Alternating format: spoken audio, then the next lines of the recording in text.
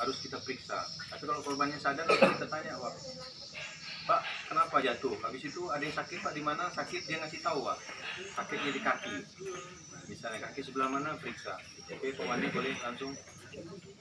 Jadi sudah dipastikan posisi frakturnya di kaki sebelah kiri misalnya. Karena sudah ngasih tahu tadi, udah kita tanya. Kemudian yang mau di bidai, ya, sepatunya yang pertama, lokasi aman, sepatunya harus dibuka. Kenapa, Pak, dibuka? Tujuannya apa? Kita tujuan pengen ngecek nadinya, Pak. Jangan sampai nanti sebelum diikat ada nadi, begitu udah dibidai jadi nadinya hilang, Pak, bagian kakinya. Ya. Itu yang harus diperhatikan. Kemudian kalau luka terbuka, celananya boleh, idealnya harus dibuka, Pak.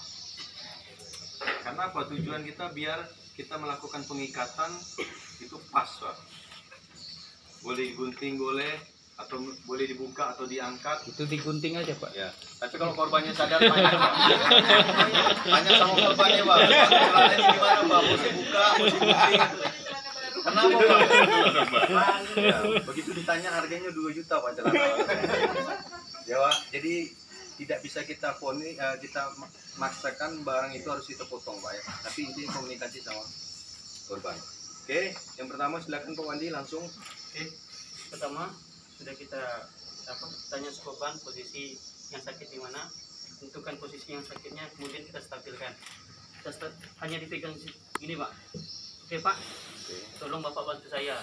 Jadi korban yang sadar tadi bisa bantu kita. Apakah itu nanti pemegang dalam pemegangan bidai atau yang lainnya. Kemudian kita cek nadinya. Di sini ada nadi namanya dorsalis pedis di punggung. Ya. Udah kita ekspos. Izin ekspos, Pak, ya. Kita izin lagi. Kemudian setelah itu kita ukur. Apabila tadi yang disampaikan oleh Pak Jum ada patah tulang atau dislokasi di lututnya. Jadi kalau tadi patah tulang, berarti yang kita bidai harus melewati 2 sendi. Tapi kalau dislokasi harus di 2 tulang. Ya kan? Nah, itu saja. Kemudian untuk pengukurannya dari kita itu sebenarnya nggak masalah, langsung kita ukur karena ini udah kita paskan. Tapi kalau posisinya tadi di hutan di mana kita cari kayu dulu, jadi harus kita paskan dulu, harus kita potong. Yang kita ukur bukan bagian posisi yang cedera, tapi yang yang tadi nggak sakit, ya kan, yang sehat. Nah, kita ukur. Kemudian setelah pas baru kita gunanya nanti tolong bantu saya, Pak, tolong dipegang bidainya, Pak. Coba ya. Kemudian kita ukur lagi sebelahnya. Ya. Oke. Saya bantu. Tolong dipegang, Pak, ya. Boleh saya bantu, Pak? Boleh, Pak. Pegang. Boleh, Pak. Kalau penolongnya lebih dari 1. Dari sini boleh, dari sini, Pak. Pak, dari sini, Pak. Belum penolongnya banyak. Tolong penolongnya aja, Pak. Jangan korbannya, Pak. Posisi, Pak, ya. Sehat langsung korbannya nih. Kemudian kita gip dia atau kita kasih ikatan. Untuk teknik memberikan ikatan, di sini ada celah. Kalau posisi gini kan tidak perlu kita angkat dan tidak boleh, masalahnya tidak boleh kita angkat kecuali pas evakuasi. Ya. Jadi kita masukkan tadi telanya atau kain yang mudah kita sesuaikan ke bagian celah. Kalau kita berbaring itu ada celah-celah di bagian tubuh kita, Pak, seperti di leher, di pinggang, kemudian di bawah lutut, ya kan, itu bagian celah-celahnya, atau di bawah tumit itu ada celah-celahnya. Tinggal kita masukkan. Izin, Pak, ya.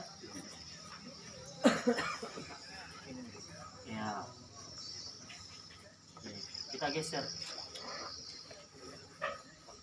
Tadi kalau di patah tulang, ya kan, apakah itu tertutup atau terbuka? Kalau dia terbuka harus kita tutup dulu tadi. Kondisi yang luka itu harus kita kurangi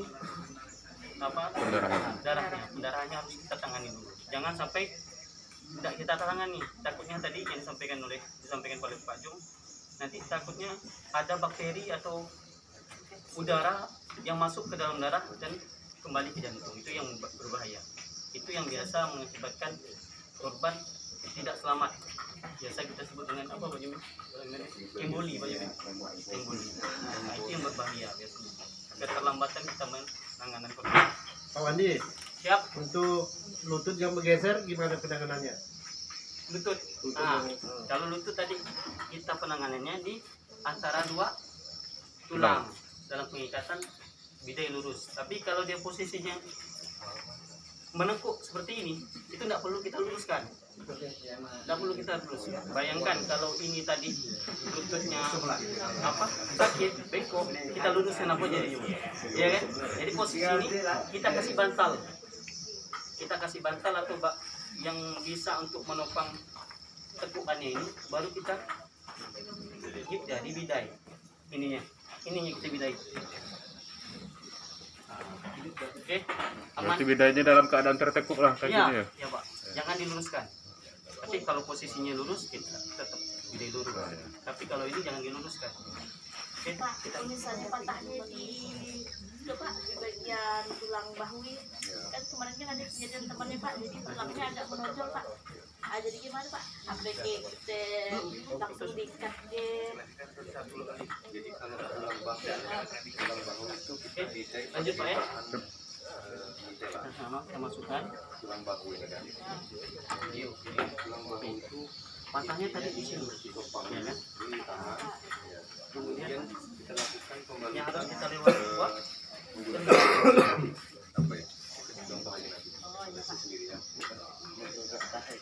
Soalnya kan misalnya kita kejadiannya di tempat wisata kan kenapa tuh Pak ini? Paling banyak. Di sini. Jangan pas pengikatannya di tempat centralnya. Ya. Bilang ketahuan Pak, jadi Kalau tadi dislokasi itu sama ya. sekali. Tidak terlalu. Kemudian pengikatan ini hanya teknik pengikatan. Pak, gimana pun Bapak mengikat yang penting posisinya ini kencang. Ya, Pak, ini hanya supaya enak kita ikat.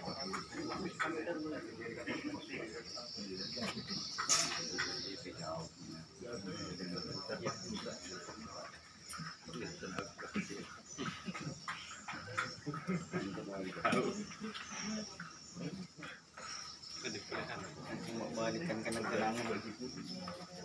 Balikannya salah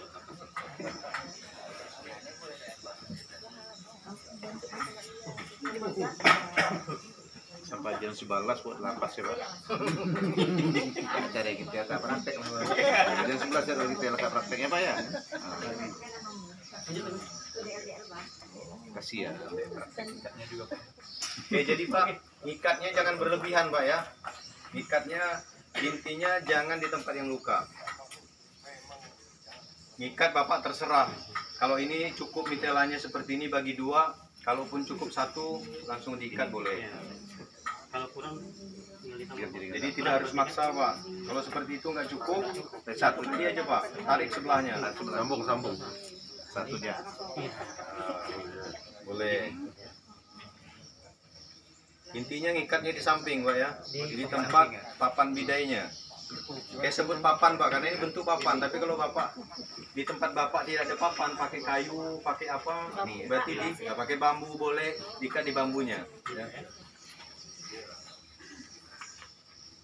Isi sela-sela yang kosong itu tujuan apa? Biar mengurangi pergerakan, ya, mengurangi pergerakan. Bidai kalau luka terbuka sudah disampaikan, darah kalau mengalir darahnya banyak, hentikan perdarahannya dulu. Ya, hentikan perdarahannya, tidak perlu dibersihkan, cukup tempel-tempel pakai bahan apa? Kasa. Kalau tidak ada pakai bahan kain tidak apa-apa. Tapi jangan diganti-ganti. Tutup, tembus, tutup lagi, tutup, biar sampai tebal. Oke, sudah seperti ini. Inilah bentuk bidai keras. Bidai lurus, bidai keras karena pakai papan. Kalau posisinya satu ini salah satu agak rumit.